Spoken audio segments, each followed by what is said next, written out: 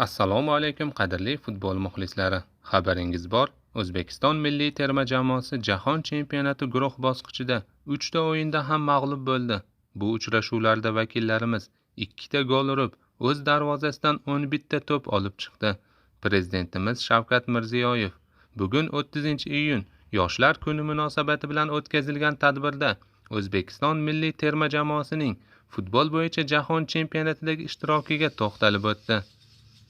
Milliy jamoamizning Amerika Qo'shma Shtatlari va Meksika maydonlaridagi o'yinlarini butun xalqimiz bilan bir tanu bir jon bo'lib, katta his-hayajon bilan kuzatib bordik.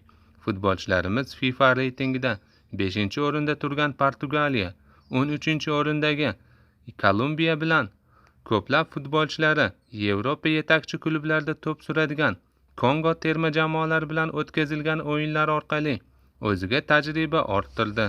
Mundial nafasini his qildi desak to'g'ri bo'ladi. Abbos Fayzullayev va Eldor Shomurodov jahon chempionatidagi ilk gollarini kiritib, xalqimizga xursandchilik bag'ishladi. Milliy terma jamoamizning jahon chempionatidagi ishtiroki to'g'risida turli fikrlar bildirilmoqda, lekin vatanimiz sharafini himoya qilgan terma jamoamiz a'zolariga ortiqcha his-tuyg'u bilan e'tiroz bildirish, ulardan ayb qidirish xalqimizga xos ish emas. Aksincha, bugun ularni qo'llab-quvvatlash, ruhini ko'tarish har qachongidan ham muhim, dedi prezidentimiz.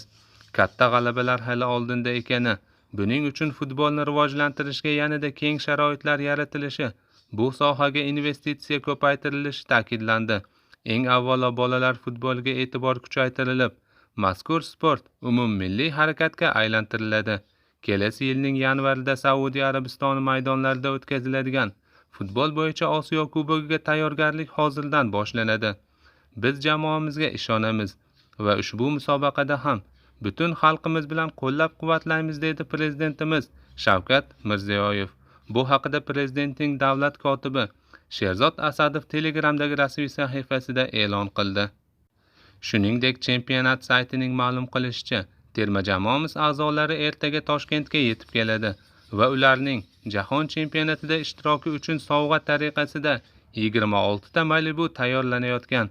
Lekin ba'zi manbalar futbolchilarga Malibu avtomobili topshirilishi haqidagi xabarlar haqiqatga to'g'ri kelmasligini ma'lum qildi. Hozircha bu bo'yicha rasmiy xabar e'lon qilinmagan.